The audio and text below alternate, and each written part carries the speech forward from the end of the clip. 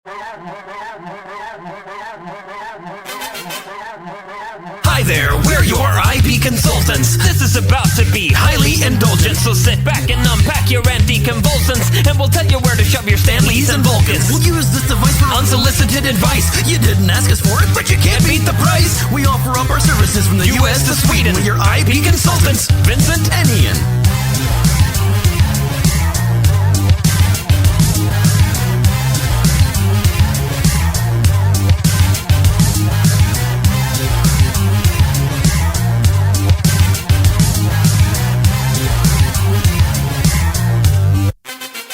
Welcome to IP Consultants Podcast. It's like fantasy football, but we replaced the football with even more fantasy? Yeah, that sounds about right. We are your IP consultants. My name is Ian. And my name is Vincent. Today, yes, we're covering a cold property today again. Sort of a cold property. Yeah, one that perhaps should stay that way? I think we're both in agreement that this is something that we think should not be touched, but this episode is going to be more like, if you have to, this is how you should do it. Yeah. I will say, I realized this morning, after we had discussed doing this property, Back to the Future does have a comic book. We're doing Back to the Future, by the way.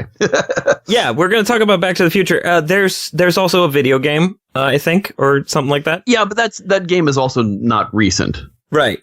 Yeah, it was a few years ago. It was a few years ago, and many consider it to be Back to the Future 4, especially since Bob Gale was involved with it. Right. I don't know basically anything about the game. I know Christopher Lloyd was in it, and I know there was a voice actor replacing Michael J. Fox. And Michael J. Fox does appear in it, too. Oh, he does? There's an actor playing younger Marty McFly in the game, and then in the game's final episode, it was a Telltale game, so it was episodic. Right. And in the fifth episode, an older Marty McFly is played by Michael J. Fox. Oh. But Christopher Lloyd plays all the different versions of Emmett Brown, even the younger and the older, which is pretty great. It was also turned into a comic. Eric Burnham, who does the Ghostbusters comic, because both the Ghostbusters and Back to the Future are IDW, right? They did a comic book adaptation of the game and called it Citizen Brown. It was done in a couple issue miniseries, and then it was collected into a collection. I picked it up at C2E2 2 years ago, and Eric Burnham signed it for me. But basically, yeah, the game got re-released on current consoles, Xbox One and PS4, as a 30th anniversary edition of the game. It's just basically slightly remastered graphics. I played it on PS3 when it came out, and I love it. I think it's great. I'm sad A, Telltale lost the license to it, and B, that Telltale is no more, because I would love to see a sequel to it, because it kind of has a cliffhanger, but it's as close to a Back to the Future 4 as we're going to get. But we're not talking about a sequel, we're talking about possible relaunch, aren't we? Well, we're talking about possibilities, I suppose, because obviously the ideal thing to do is just don't touch it, just leave it. Yeah, just leave it alone. If you're going to do something, there are options with any property. There's like, do you do a reboot? Do you do a sequel? Do you do a prequel? Do you do a spin-off? Do you do legacy? Like, there are all these options available to studios. Sometimes they like to maybe reboot things that they shouldn't. Sometimes they do sequels to things that don't need sequels. Stuff like that happens. So I guess the question is, what's the worst thing they could do? Yeah, well, I'm sure we could come up with a lot of worse things they could do. You could like reboot it, recast it, tell the story all over again, but do it differently. Like, that's an option. But it is an option, and I've might thought be about the worst one. It most definitely is the worst option, because I mean, those movies are a lot of people's favorite movies, and a lot of people will tell you those movies still hold up, and you don't really need to reboot things that still hold up unless there's a very specific reason to, and there doesn't seem to be. They tend to reboot things that still hold up anyway. Yeah, but that tends to be a bad idea. It's always a bad idea. Yeah, and that's why we're here to tell them that don't do that. If you're going to do anything, don't do that. Our primary consultation here is just don't. Yeah, just don't. But if you're going to do something, I guess one option that you could do if you had to do something is Back to the Future 4. Yeah. And I have some ideas for what that could be. Do you have any ideas? I have a few. My ideas are divorced from. Let me before you get into that. I'm not going to get into the idea. I'm just going to give a little caveat about the ideas I have, because there's a problem in my idea. Sure. But before you get into all of that, we need to state that we know that this shouldn't be done, but we also know that Bob Gale, the guy who did the Back to the Future movies, has said, as long as he's alive, none of this will happen anyway. Yeah. So that's so I just have this fear that is as soon as he kicks the bucket, the studio's like, all right, we're good. Well, it's gonna be. I know it's. Yeah, but let's just say this is fantasy football. This episode is especially fantasy football. It's don't do it, but let's imagine. Yes. A what if scenario where Bob Gale was doing it. What would Bob Gale do if Bob Gale had a different point of view? Right. A what if scenario. Right. What if's my favorite. I love what if. But the thing I have to add to my what if is I have not played the game. I have not read the comics. I don't know the expanded universe. I only know the trilogy. So you don't even know the cartoon? No. Well, I know it exists. I've never seen it. It wasn't on in Sweden. Yeah, well, the 30th anniversary, they put out a box set that included the 3 movies on Blu-ray and then the entire series of the cartoon on DVD. Right. Yeah, so the caveat I have to give is that any idea I'm going to talk about would be some sort of canon cleanup in the vein of what we suggested for DC. Sure. Or what Star Wars did of like throwing away the expanded universe. Right.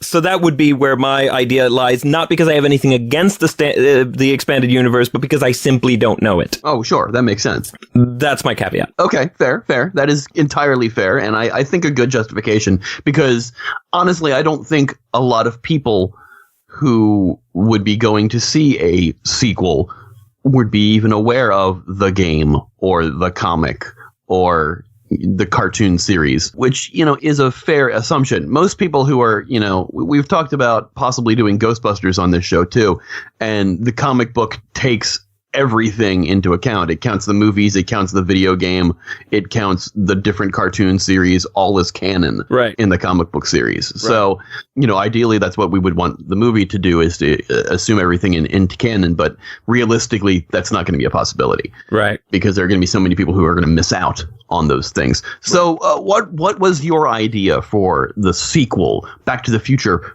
4, minus everything that has come out? Okay, yeah. I'm going to say, first of all, because of the whole thing of this is a bad idea for a movie. I'm going to start there, but it is a movie that is an idea for a movie. It's not a full story idea. I have the setup. I don't have where it goes. I had this idea a long time ago, and I've since forgotten it and couldn't find the Facebook comment where I posted it. So I'm just going to say that what the setup is, and then we can, talk about where it goes, unless you have a completely different pitch to throw out. I have a completely different pitch. Okay. Not even really a pitch, just more of a discussion, but it's completely different. We'll get to that. Right. So Here's the setup. It's the present. The year is 2020 because it takes time to make a movie. Jaws Episode 1, the reboot, is in theaters. This doesn't look like the present. It looks like 5 years after the 2015 we saw in Back to the Future 2. Things have gotten a bit darker. This is an opportunity to just poke some light fun at the late 80s to early 90s dark and gritty versions of the future. And Jennifer Parker McFly is trying to hold it together. Marty McFly has Parkinson's. Dr. Emmett Brown is gone off traveling through time in his locomotive. Jennifer hears on the news that archaeologists have made a startling discovery.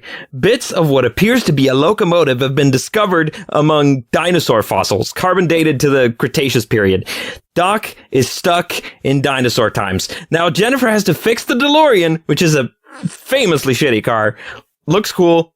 Piece of junk. Marty is like, I'm not getting in that car again. And Jennifer's like, well, if you're not doing it, I'm going alone. And he's like, fine, I'll come with, but I'm staying in the car. That's, a reference to Back to the Future 2, where she stays in the car. Right. And I'm guessing he wouldn't want to be doing a whole lot of running around. No, probably not. In the movie. So I'm thinking, I enjoy that already from jump. This is a vehicle for Elizabeth Shue. Well, or the other one.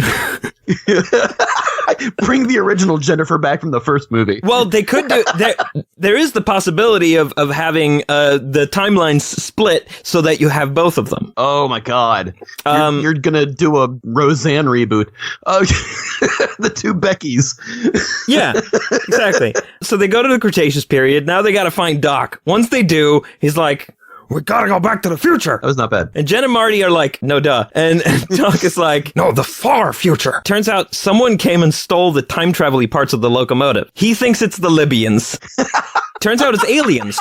The leader is If Anton, played by Tom Wilson in prosthetic makeup. And I had a bunch of ideas for what happens with this alien Biff version, but I don't remember them. What, did you call him Tiff Bannon? No, If Anton. If you call them Tiff, it could be a nice little Futurama reference too. But yeah, but I just moved the letters around. It's an anagram. But yeah, that's my setup for a bad Back to the Future 4. I have to say that is the best worst movie idea I've heard in a while. When you were talking about sequels and setting it, obviously, after the Back to the Future movies take place, that was kind of a thought and a concern of mine is we have now passed the timeline that the future is in the Back to the Future movies. And do we address that? Do we make it the future from those movies, or do we make it our future? You know? Right. Which is something that they're doing in the Bill and Ted sequel. It is? Bill and Ted 3. I don't really know much about what they're doing with Bill and Ted 3. I know they're doing it. It's another time travel movie, so it fits kind of on topic here. The thing about Bill and Ted 3 is Bill and Ted have gotten older, and they haven't been famous as wild stallions. Right, which is not that far from what I think Brian Lynch did something similar in the comic. Yeah, he did. He did something very similar in the comic. It's been one of those things where, like, they're realizing that they haven't fulfilled their destiny to bring the world peace through their music, and it's them kind of dealing with that and trying to figure out how to get there. Right. Or at least that's been the rumors about the movie that I've heard. Not a lot of details have come out. So that was kind of like my idea when you said sequel. As you were talking, it jumped in my head, like, would the 2020 be 5 years after the movie's 2015 or 5 years after our 2015 when we literally have Biff Tannen in the White House? Right. And you know, and we're in the bad timeline. Yeah, so I opted to go with doing 5 years after the events of Back to the Future 2. Yeah, I mean, and it makes sense. Or at least some close equivalent, because obviously the timeline has been altered, but by how much, basically. Yeah, exactly. Dinosaurs, man. I think that's great. Well, the thought behind that was, if you're doing, like, okay, what they did in the first movie was they went back a generation. In the second movie, they went forward a generation. And in the third movie, they went into early American history. So my thought was, what haven't they done? They haven't done prehistory, and they haven't done the far, far future with, like, aliens and shit. So those are, like, the two extremes that you would go to for, like, the next movie, because whenever you do a sequel, you don't want to repeat yourself too much. Obviously, these movies have an inherent element of repetition. There are aspects of the story that keeps repeating, because history repeating is a part of the mechanism behind Back to the Future, but there are still, like, you want to, as much as possible, do things that haven't been done, but that by the previous movies have been made possible. That makes sense. I will say this sequel, as we are saying, is ignoring the other history. So clearly it's missing the dinosaur part from Back to the Future, the ride. Right. So this is again, expanded universe. I'm ignoring it because I don't know about it. So yeah. So definitely, it's an interesting pitch. And of course, the idea of Marty McFly having Parkinson's is because Michael J. Fox can't play a person who doesn't have Parkinson's unless he's just doing the voice and it's a robot. Yeah. Which is an option. You can have a robot Marty McFly and his mind has been transferred into a robot, and you could have the voice actor from the game reprising the role. It's an option if Michael J. Fox doesn't want to do it. But again, we're going into even further into this is a bad idea for a movie territory. All of these are bad points. I mean, Michael J. Fox is still acting. Yes. He's still doing roles, and he was on Designated Survivor recently. That was the last show I saw that he was on. I didn't watch the actual show, but yeah, he's still doing television and not doing films really, but television he's doing because it's a easier shoot schedule. Right. I would think, because it's dependent on the episode if he's in it, how much. So. Right. So that's why opted to go with the the realism. the art imitates life aspect because Yes, exactly. it's better than doing the robot guy. Yeah, better than doing the robot guy. I would definitely agree with that. I think if it's 2020, we know that by 2015, Marty and Jennifer have kids. Right. That is something I thought about. And among my loose ideas that didn't go in the actual pitch was the idea, along with the idea of doing the split timeline to Jennifer's idea, was the idea that the kids have disappeared from the timeline. And basically part of the plot would be once they've fixed history, because obviously you can go anywhere in history and you could, poke around and some like butterfly effect thing would be like the thing that made the kids go away. But that's a horrible thought. Yeah, well, I was thinking more along the lines of the kids take over doing the time travel. Right. Because that's kind of along the lines of the cartoon, because the cartoon is the adventures of Doc Brown's kids. Oh, really? I didn't know that. Yeah, they're causing mischief through timeline, and Marty's kind of going after them and rescuing them or saving them or teaching them lessons. It's a kid's show, so it's semi-educational. Every episode of the show is bookended by live-action shots of Christopher Lloyd as Doc Brown. Huh. I did not know that. But the cartoon version of Doc Brown is voiced by Dan Castellaneta, who plays Homer Simpson on The Simpsons. Yes, and the genie in the Aladdin cartoon. In the second Aladdin cartoon, yeah. And the TV show, yeah. So basically the cartoon version follows Jules and Vern as little mischief makers. So that's your pitch. My idea, which is, again, a thing that should not be done, right, was always going to be a reboot. Because we know realistically that both Michael J. Fox and Christopher Lloyd are up in years and not doing as much as they had been doing. Christopher Lloyd just turned 80. Right. Yeah, that's part of why I made it primarily about Jennifer. Yeah. Because obviously she's still working. Yeah, she's still working and still doing stuff. And Michael J. Fox is doing limited TV roles. So instead, we're talking about a reboot, a recasting. And the question becomes, with this reboot, do you set it in 1985 again? Because that was the time of the original Back to the Future, and they go back to the 50s. Or do you set it now and have them go back to the 80s? Well, in the tradition of reboots, I would assume now. Yeah, because, they kind of want to keep things modern, because otherwise you're doing awkward double period piece. Yeah, and you can do the whole thing with cell phones. Oh, the cell phones were gigantic, but now cell phones are doing everything. Yeah, now the cell phones are just flat, Yeah, and they do stuff. And they do stuff. They're pocket computers. Yeah, so I think setting it in the, let's talk about what would be needed for the... Well, you gotta have the floppy disk joke. The floppy disk joke, absolutely. Yeah, the floppy disk joke that everybody makes on the internet, which is somebody 3D printed the save button. Yeah, and it's... The whole movie runs the problem of, because the first things we think of are gags. The whole movie runs the problem of being... Culture Clash, the movie. Quote unquote, this is about stupid millennials, unquote. Yeah, Time Clash, the movie. Yes, exactly. So I think trying to keep it, instead of trying to, and that would be the other issue with making it a reboot, is they're going to inject humor that tries too hard. Right. Which seems to be a lot of the cases with a lot of things right now. Yeah, the thing about the Back to the Future movies in terms of humor is they're not going for the big laughs a lot of the time. No. They're goofy, but not necessarily hilarious. There's a lot of goofy, cheesy stuff that is like done with a wink. It's all very organic, though. It comes about naturally, the humor. It's not somebody making a snappy remark or being, quick-witted with a joke in it. It's just natural humor because of the situation. Right. So those movies are comedies, sure, but they are organically comedies. They're not written to be hilarious, funny, because it's more of a science fiction kind of movie. Yeah, it's situational comedy with some heightened goofy stuff that's not necessarily funny, just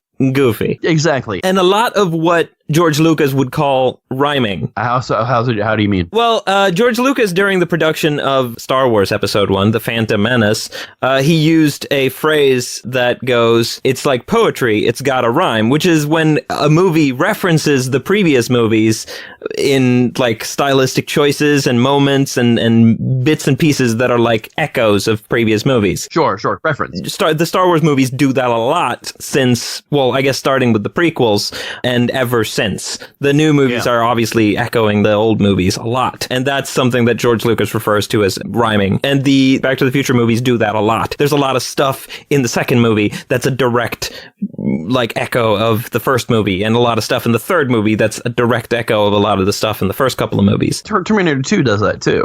Or the Terminator series does that. And we're going back with time travel stuff. I guess it's easier with time travel movies for some reason, but there's references, there's definitely lines that get repeated. Yes. Not just I'll be back. Yeah. But come with me if you want to live. No fear but we make it. Yeah. Not just our themes in the movies, but are also reference points and hints at things. Yeah, lines, visuals, moments.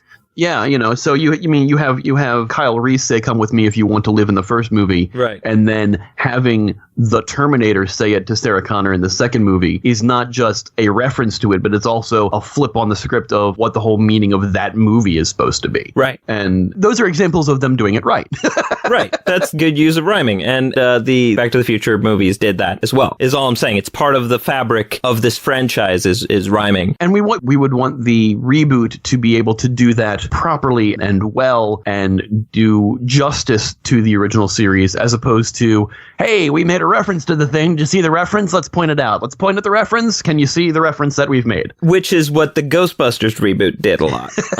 Yeah, unfortunately. Look, we have one of the actors from The Thing. You remember The Thing. They're not playing the same character, but it's them. We're pointing at them. It's them. Yeah. So I guess another question about the reboot is the Ghostbusters reboot was a bit of a strange reboot because it's not a reboot with the same characters. It's a reboot with different characters. So I guess the question I pose to you who are pitching the reboot, if you had to do a reboot, which again, bad idea. If you had to do a reboot, would it be worse or better to have a new Dr. Emmett Brown and a new Marty McFly, or would you have new characters and just use the title and the setup, but different characters? Would you Karate Kid it, or would you... That's the difference between a reboot and a remake. Well, not necessarily. In a way, because the reboot takes the franchise idea and just kind of redoes everything. Characters, well, plot. Not necessarily. A reboot of Superman is still... Clark Kent is still Superman. It's the point of a reboot is to restart a franchise, where it's the point of a remake is to make a movie again. Well, they remade The Italian Job, right. And the only things that lasted in the remake of The Italian Job are two character names and the Mini Coopers. Right. That is literally the only things that carry over. Well, and the premise. I'm still the firm believer that the only reason they remade The Italian Job is because they brought the Mini Cooper cars back. The premise of a heist. It's not even the same heist. It's not even the same way they do the heist. Yeah, no. Ocean's 11 is another remake that is completely different than the original. Right. But the thing that makes it a remake as opposed to a reboot is the fact that there wasn't a franchise before. There was just a movie. Yeah, that's true. If you now remade Ocean's 11, it would be a reboot because now there's a franchise. Yes. That's the difference between a reboot and a remake is... I see. Is there an ongoing story being told that you're starting over from the top, or is it just making the same movie again? I definitely agree with that. Cool. That's a good clarification. I agree with that. Like Karate Kid, that was a reboot because there were sequels to the first one. That's very true. And with those, though, like, because it's a reboot, I guess you can introduce new characters and make new things happen. Right. So the question is, how much do you repeat what has been in the existing movies? Do you use the same character names? That's a good question because, as you said with the Ghostbusters one, they clearly didn't use anything from the original. Well, they used a lot. They echoed a lot, and in usually bad ways. Yeah, well, they echoed some story beat. They used a lot of visual stuff. They used Ecto 1, which they made it look a little different, but it was still, they called it Ecto 1, and it was a whole thing.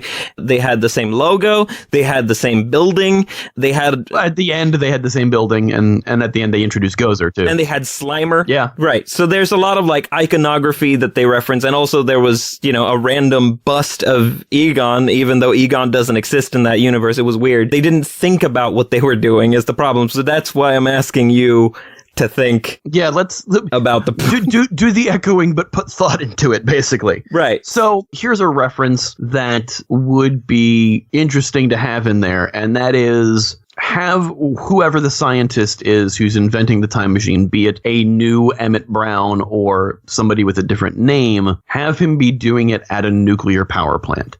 Because that was the original way the time travel was going to be done in Back to the Future. Right. It wasn't in a car. They were transporting the entire power plant.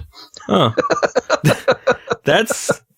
That's kind of an interesting idea. Yeah, I think also you should have Eric Stoltz in there somewhere. I don't care where you put him, but put Eric Stoltz in there somewhere. That's fair. But beyond that, if you're going to do it, I think setting it in modern day, going back to the 80s, as opposed to setting it in the 80s again and going back into the 50s, because if you are rebooting it, reboot it for modern audiences. Right. So yours would start in 2020, but the 2020 that actually is. Exactly. So you have it set now and having them go back and is it something with their parents? Is it a new storyline? Because the original Back to the Future takes place in 85 because it was made in 85. Right. You watch that now, it's not a nostalgia thing. That's when it happened. Right. Doing that again, I think, is probably the better idea. Sure, if you set it in 1985 and have them go back to the 50s, there is that, but that's not as authentic because you're going through the lens of nostalgia of looking at the 80s rather than it being actually how the 80s were. Right. So I think setting it now, going back to the 80s, is different because that movie does the nostalgia of looking back of how the 50s were. So right, which is a luxury only white people have. Exactly. And also, there's the question of the near miss incest. Yeah. I think that could be omitted. Right. So that's an excuse to reboot, I suppose, is saying, oh, yeah, but the original had that thing in it. By the way, near miss incest, I saw them opening for the Rolling Stones once. It was right. Not good. Yes. Wow, that reaction was the best reaction to that joke I've ever made. All right.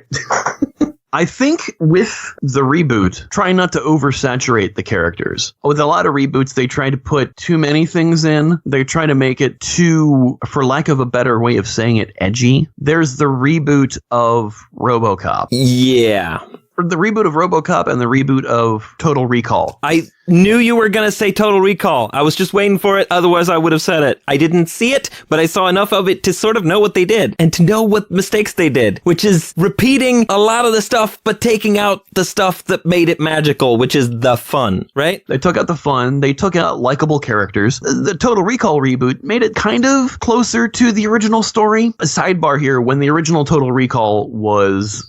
when Total Recall came out, the next idea was to do Minority Report. So when the Minority Report was originally pitched, it was going to be specifically a sequel to Total Recall. So instead of Tom Cruise's character, it was going to be Schwarzenegger's character from Total Recall. Right. Which is weird, which is why it took forever for them to make that movie. But anyway, the reboot of Total Recall is closer to the original Philip K. Dick short story, but it's also further away from it because it takes away a lot of the effects and magic and alien feeling that the original has. I love Total Recall, and that's why I didn't watch the remake. I didn't hate the Total Recall remake. I know a lot of people did. I thought it was okay. I didn't think it was great. I just thought it was okay. Right. RoboCop, I actually haven't seen the reboot of that. Me neither. Well, wait, did I? No, I don't think I saw it. But the point of me bringing up both of those is both of those got watered down from their originals, too. The original movies for both of those, RoboCop and Total Recall, were rated R movies. Right. And the remakes or reboots, whichever, depending on which one we're talking about, was released at PG-13. Right. And you're watering down this version of it. Obviously, that may not totally count for Back to the Future as those were PG movies. Well, yeah, but you don't want to do the opposite thing either. You don't want to water them up. Yeah, you don't want to edge them up. You don't want to make them too edgy, making them PG-13 and just kind of eliminating the charm and the fun of those films either. So, right. Yeah, they should be accessible. Exactly. And Hollywood is all about making things accessible, too. That's why they made rated R movies PG-13, so that more people can go see them. Right. But you sacrifice good parts of movie. You don't want to turn it into The Meg. I haven't seen The Meg. Which would have been a lot more fun had it been rated R. It was an okay movie. I liked it. I know a lot of people kind of hated on that. I like bad movies, admittedly. Yeah, we've talked about that before. But anyway, I think if you're going to completely reboot it, I say completely reboot it. Give the echoes to the original series, but make it new characters, make it a new situation, make it a new way to time travel. Don't make it a DeLorean, but put a DeLorean somewhere. There's a nice thing in the background or something. You give the nods to what came before in a respectful way, but you don't overly shove it in your face like, look, we did the thing. Here's the thing. What you're describing sounds dangerously close to something that could turn into the Ghostbusters remake or reboot. Because by making all these nods to the movies, you're basically telling the audience, hey, remember these movies that were better? Don't you wish you were watching these movies that were better? Like, to me, when you do a reboot, what you want to do, to me, is you want to avoid that. I would agree that you are correct. I would say there still should be echoes, but not make them as blatant as they are in the Ghostbusters reboot. You are correct. So maybe not as blatant as the DeLorean that I just mentioned. Right. Make it its own thing. Make it its own thing that is aware of it, but is not trying to recapture lightning in a bottle, as it were. And here's another concern that would come up with what you're pitching, is you would possibly get people saying, why is it called Back to the Future? It's a different story. It's a time travel story. It's got different characters, ? And yeah, it's just making references to a thing that I like, but it's not necessarily the thing that I like. So why is it called that? That's exactly the problem that people had with Karate Kid, because he wasn't learning karate, he was learning kung fu. Right. The reference is, he's called the Karate Kid because he knew karate. Yeah. But now he's learning kung fu because he's not in America, he's over in, can't remember where he was, if it was China or not, and learning that martial art there, which is changing the whole thing of what that original movie is. In this one, it's called Back to the Future because they're trying to get back to the future from the past where they are stuck. Right. So you have at least the similar plot. It's like Ghostbusters. Why are they called Ghostbusters? Because they're busting ghosts. Right. So you have the similar plot. How you get there will vary because we're changing things. The Deus Ex Machina is different, but you get to the whole roundabout way. See, that's the thing. I had no pitch for this. I just had the snippets of an idea. Right. So this is just a consulting of,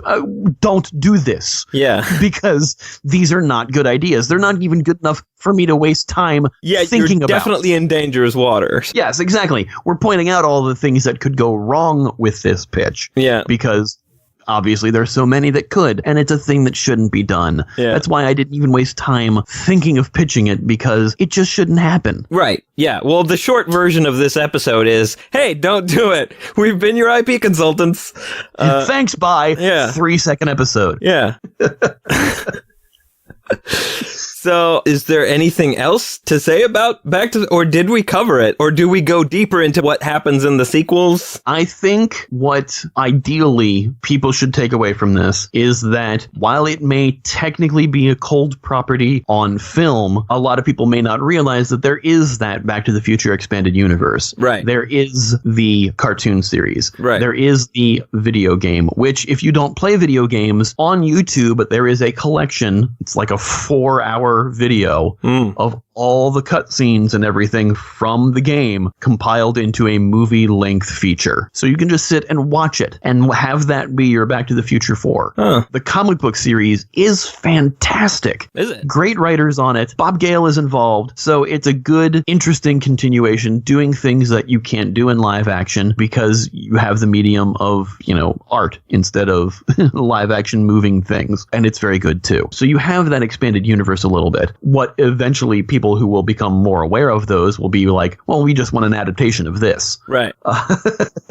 But yeah, if you're talking about sequelizing your sequel, if you're talking about moving on from the franchise and doing Back to the Future 5 and Back to the Future 6 sequels to your Back to the Future 4 pitch. Yeah, Star Warsing it. Yeah, absolutely. Or even prequelizing it, Young Emmett Brown? Young Emmett Brown, going and seeing what kind of science experiments he was failing at as a kid and figuring out that maybe, no, he thought they were failures. He just didn't actually figure out what they really did. The thing that he puts on Marty's head to read his mind, that thing actually turns out to be some psychoconductor rather than a mind-reading device or something like that, Right. So you go even outside of the time travel stuff and delve more into like the expanded catalog of inventions. Make them character studies, yeah. Make it about Doc Emmett Brown's hugely underrated inventions that nobody realized were extremely far ahead of their time and amazing, but it's only because he didn't figure out what they were actually for. Right. Well, what that makes me think is that maybe in the future there's a Dr. Emmett Brown museum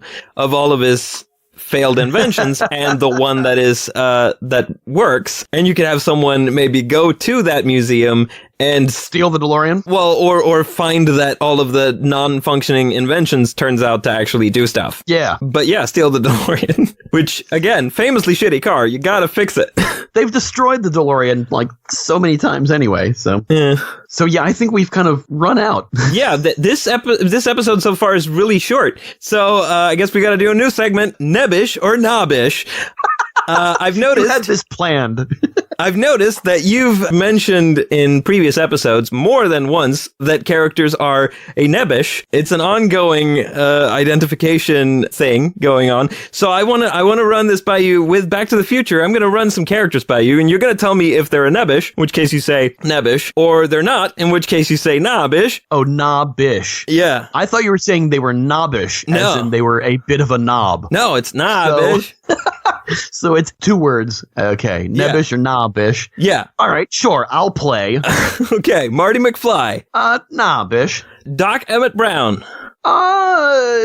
Nah. Jennifer Parker. Nah. Well, it's knobbish. Okay. I feel weird saying it, but knobbish. All right. Sure. Biff Tannen. Knobbish. George McFly. Nebbish. Honestly, you could go further with that because Marty McFly Jr., absolute nebbish. Of course. We've talked about the Back to the Future 4 movie. We've talked about the Back to the Future reboot that is at risk of becoming the Ghostbusters reboot. Again, we are telling you why these ideas are bad. Right.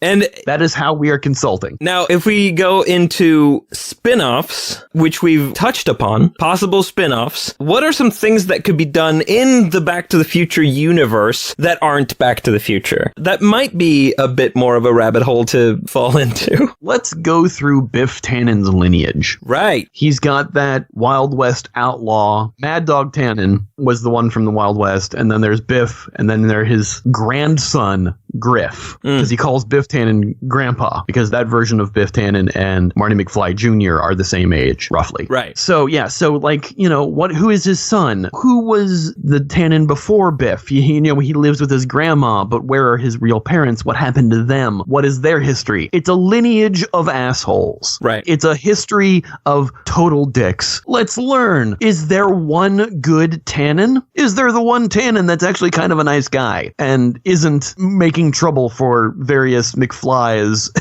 The one good Tannen, is that the title of the film? That's a great pitch title, The One Good Tannen. Is he played by Tom Wilson, or are we aiming for a younger... I think ideally, yeah, let's have Tom Wilson come back for it, sure. In fact, let's make Tom Wilson pull an Eddie Murphy in Nutty Professor 2 and just have him play every role. The Tannens. The Tannens. I think we broke it. I think we just pulled a Gwen-verse. Yeah, but again, well, maybe we do. Maybe we do enter the Biff-verse. Enter the Biff-verse. The Tannen-verse. Enter the Tannen-verse. Tannen-verse has got a better ring. Yeah, it does.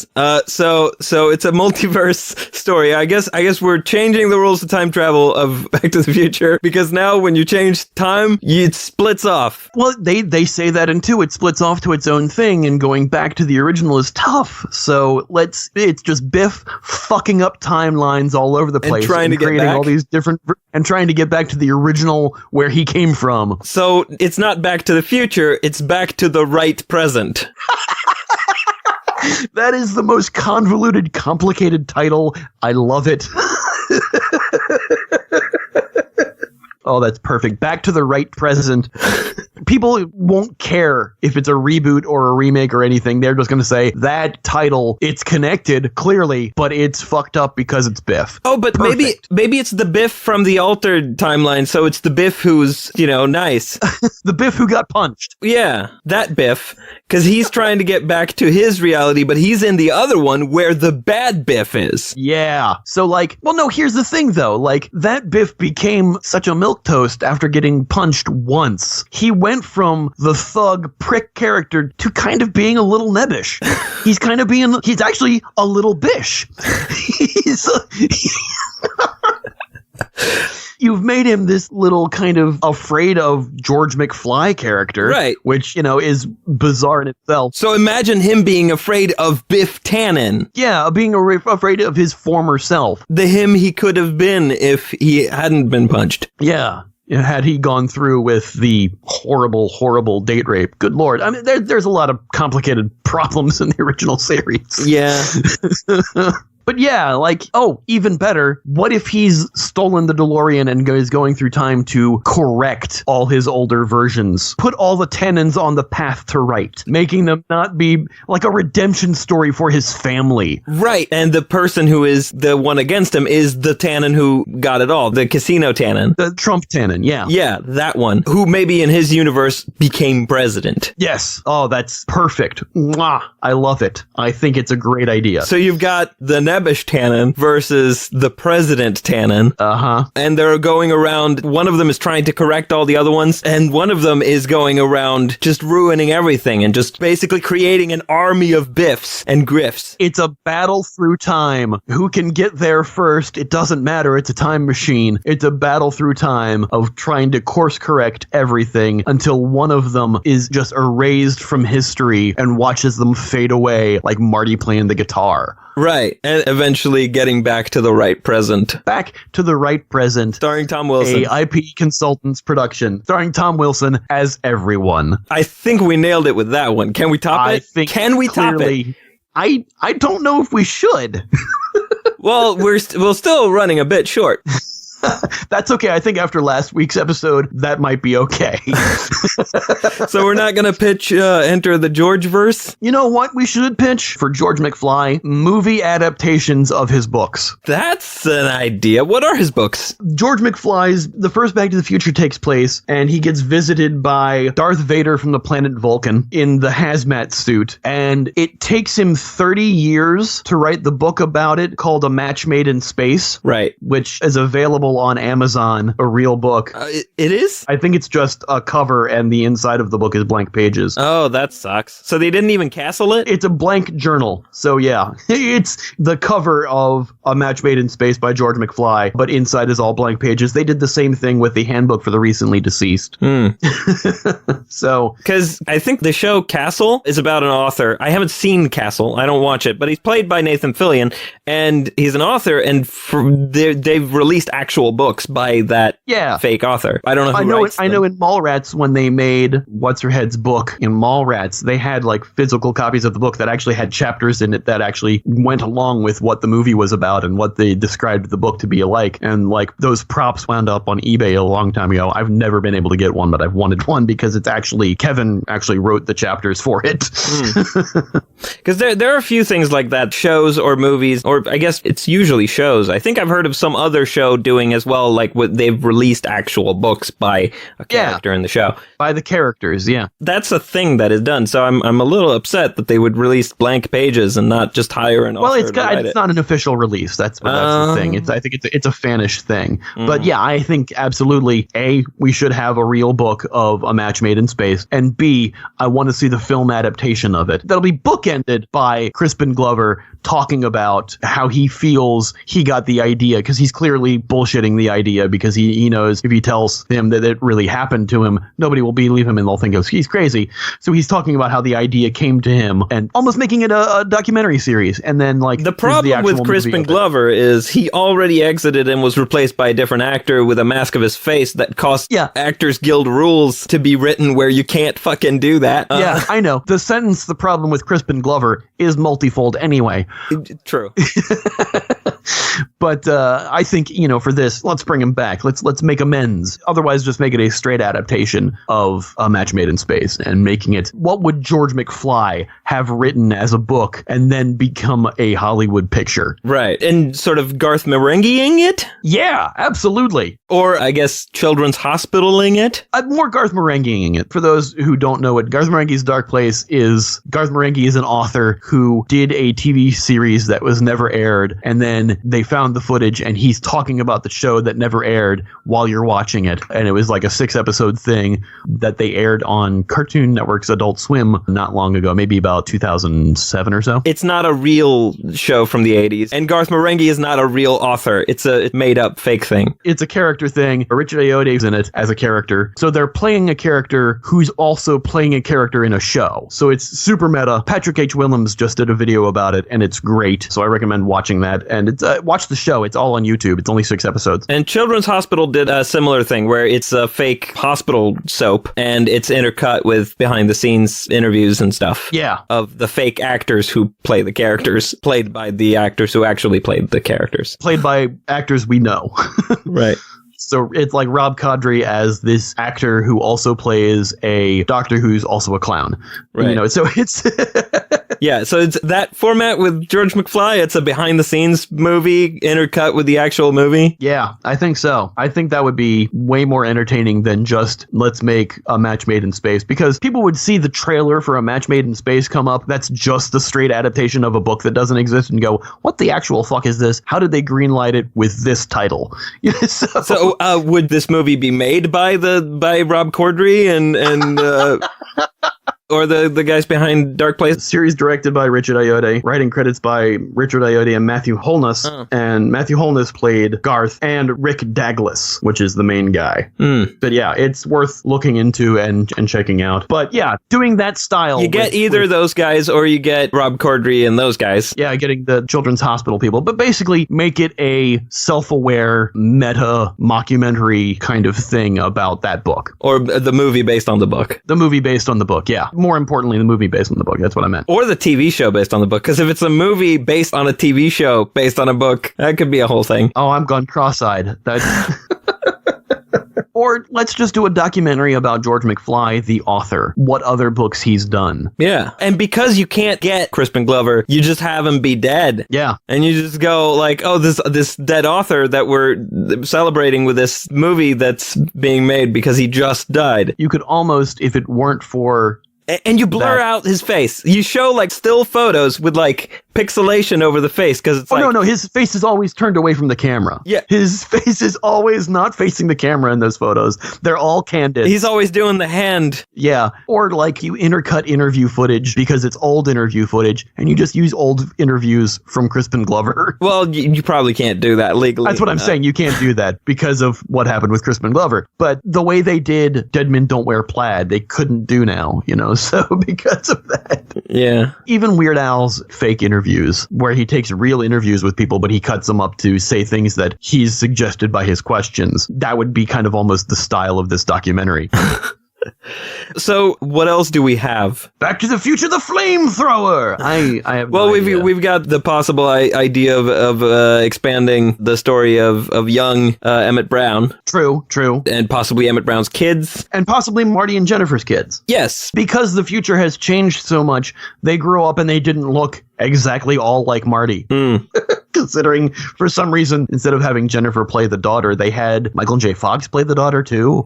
Yeah, that was weird. They all look like Marty for some reason. Okay. Yeah, that's one of the goofy things. Yeah, it's very complicated, this stuff. I think everybody in Biff's family ever they're all Tom Wilson. Everybody, men, women, pets, people who are non-binary, just everybody's Tom Wilson. So, where do we go from here? Is there anything worse we can do? Is there anything good we can do? Because I mean, the Biff movie doesn't sound terrible. No, not at all. And the George McFly mockumentary doesn't sound like a bad idea if you just get the right people to do it. If you make it so self-aware and so winking enough that you know it's meant for a lark. Yeah, and it's not harming the original movies. It's not. Of course not. No. It's not painting. I forget what idiom I'm trying to draw, but it's not ruining anything. It's not running over anything with the. It's not destroying anyone's childhood. Yeah, I guess that's the thing that you want to avoid is destroying anyone's childhood. Clearly, because all those remakes and reboots have done horrible things to people's past. They can never go back and watch those original movies anymore because these movies have clearly set fire to every copy and they don't exist anymore. Right. So that's what we're trying to avoid. But at the same time, we don't want to do that. We're trying to tip the line, I guess. Is that I think the next step from all of this, after you do all of these spin-offs, reboots, remakes, sequels, what have you, then we go to the original Netflix TV series. Okay. And basically, the TV series is a live-action remake of the cartoon series. Oh, I did not expect that. And the live-action remake, so it's got a bigger budget, but it kind of removes the semi-educational sequence of it and also kind of makes Jules and Vern not really dicks, and kind of makes it more of a travel-through-time exploration. So you're getting into Doctor Who, Legends of Tomorrow territory, maybe? Exactly. Okay. So making it the expanded universe on TV, making it Jules and Vern and their travels through time. Not even Marty, not even Doc, not even the other McFly kids, just Jules and Vern, a little older, maybe not making them the same age as they are in Back to the Future 3, making them teenagers, maybe in their early 20s, and kind of picking up the Doc Brown legacy, but going through time and just like realizing that they can do stuff that won't mess with the timeline, but still help people. Maybe have it be, like that. Correcting anomalies. Yeah. Given that they're a bit older, do you reference the cartoon as something that vaguely has happened? Or do you start it off with, oh shit, we've got a legacy. We're going to do some time traveling. We've never done that before. I think you give a little bit of a reference because how else ever will they do the time travel stuff? Because A, they've seen their dad do it anyway because of the train. We know that much that they know of the time travel because that's what Doc says that they're going to do is they're going around to different time periods. Clearly they already have because the steam train can fly. Right. So they've already gone to the future again. So these kids already know something about that. I say at least give the reference of our adventures when we were kids with, Uncle Marty. At least give that as a throwaway line, but move forward and just mainly focus on the adventures we're having now because we are seasoned time-traveling adventurers. I don't hate this idea. I don't necessarily love it, but it doesn't offend me. Right. I don't see it offending anyone other than maybe like at first people are like maybe going to be like, oh, why? But then it's like if you just execute it well and have it be like a Doctor Who, Legends of Tomorrow type of just fun time travel show. Yeah. With like, it could work. It could work. Just don't do it the way Timeless did it. We'd be fine. Yeah. I haven't seen Timeless. I basically know nothing about it. I've seen the teaser trailer for it. I watched the first season. The second season got a little muddy. I enjoyed the show. It got canceled after its first season and fans brought it back for a second season and then it got canceled again. It kind of tripped over its own feet and there's a lot of the whole point of the show is that somebody is going through and actually trying to change the timeline because of some conspiracy behind the scenes shadowy corporation. In order for them that corporation to become powerful, they need to go back and change the timeline. And then there's these three people who are going back to stop them from changing the timeline. It's not a bad show. It's not a great show, but it's not a bad show. But it kind of got too big for itself and kind of went, how many historical people can we get involved in this and interact with and change things about? That's been the edge that Legends of Tomorrow has been tripping around, because anytime they have a historical figure, the more recent the worse, or celebrity, the show gets really stupid. Yeah. And really up its own ass about how stupid it is, because it's like, hey, look, we got this famous person. Hey, look, we're being stupid. Yeah, but it's like, hey, look, we got some random actor who can't do an impression or looks anything like the person. Look, it's the historical figure. It's the celebrity. Look how cool it is. We're all super fans of this person who doesn't at all resemble that person. Hey, look, we got George Lucas. Look, we got George Lucas. He doesn't sound like George Lucas or look like George Lucas. He looks like a guy in a George Lucas Halloween costume, maybe. But hey, look, we got George Lucas. We're all big fans of George Lucas, and George Lucas is super important to the timeline. Okay, yes, George Lucas is super important to the timeline, but at least least get Josh Robert Thompson or someone who can do an impression of George Lucas to sell the idea. They had Elvis on. You know how much he resembled Elvis? None at all. It's those things. There's a larger rant going on here that I was not aware that we were. That's where the show falls apart. Other than that, I love Legends of Tomorrow. It's super cheesy. It's super silly. I love it. But whenever they have historical figures on or celebrities, the show really shows how much it wants to be Doctor Who and isn't. But I think they've sort of embraced the stupidity lately, and that's kind of what's made the show good. Yeah, that's what I love about it. It's just that whenever they have those recent historical figures and celebrities, it just gets really obvious how stupid it is. That's fair. Because like the Bebo stuff, I love that. So either fully embrace the stupidity or shy away from modern celebrities unless you can actually get the actual person to play themselves. Or a decent impressionist. Or someone who at least looks like the person in pictures. We're not talking Patton Oswalt playing Elton John in an episode of Flight of the Conchords. That's not... Yeah. That's what you want to try to avoid unless you're leaning into it and just sort of doing it on purpose, which I don't think Legends of Tomorrow is. I think they're being really proud of themselves, and I feel like they're... Well, I think them not doing straight-on impressions is so it doesn't become caricatures, but because of that, it's losing the plot of this is supposed to be that person. Yeah, it's just not landing. Yeah. Which is, you want it to land either comedically or as a real thing. And I think for the Jules and Verne adventure show, let's make it land. Let's not make it comedic. Let's not give it the comedic edge. Right. There can be certainly funny situations that happen and humorous, organic ways of getting there, but let's make it a straight show. Right. You know, make it Doctor Who in a sense. Yeah, but situational comedy with some wackiness, but you try to sell the reality of it as sell the reality of a time-traveling brother duo going through and correcting time anomalies and making the world safe and better. Right. Now, a thing that's always going to come up when you're talking about time travel is time travel rules. Obviously, Back to the Future has the fading away thing. And as we mentioned before, we've also talked about alternate timelines. The thing is, those two ideas don't inherently go together. If you're changing the timeline and the other timeline still exists, and that's where a thing came from, it wouldn't fade away. It would just be from that other timeline. If things are fading away, that suggests there's only one timeline, and anything you change changes the one timeline that there is. Yeah. Well, see, here's a correction on that. Marty fades away in the past because his parents never met, because he's from the future, went to the past, and then eliminated his own timeline. Yes. And that's why he was fading away. So that's not a thing that's 100%, because in 2, they changed the timeline. They were from that time period. They changed the 85 they were in, so that 85 changed around Jennifer, so she stayed where she was because she was from 85. She was in 85. It was just a different 85. Right. They went back. They changed 85 in the past so that she was still around and everything just changed around her. She was essentially an immigrant from a different timeline. Yes, exactly.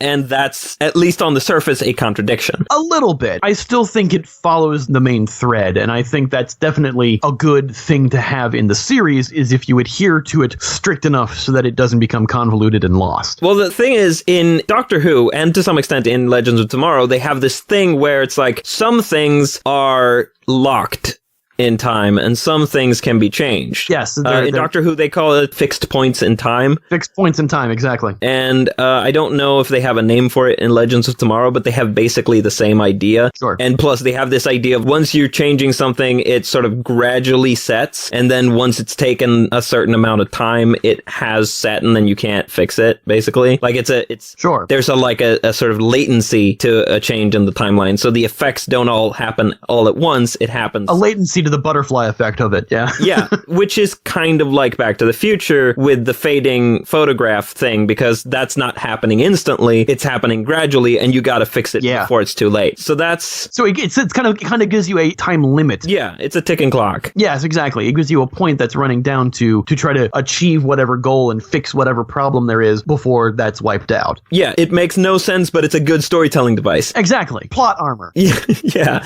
So I guess that's something you gotta kind of stick stick to. Yeah. But at the same time, if you're doing a multiverse with multiple Biffs, do those ideas go together logically? Do you make up an excuse to make them make sense? I think the Tanninverse is more of because it's a multiverse, not just multiple timeline thing. Well, multiverse and multiple timelines are the same thing, essentially.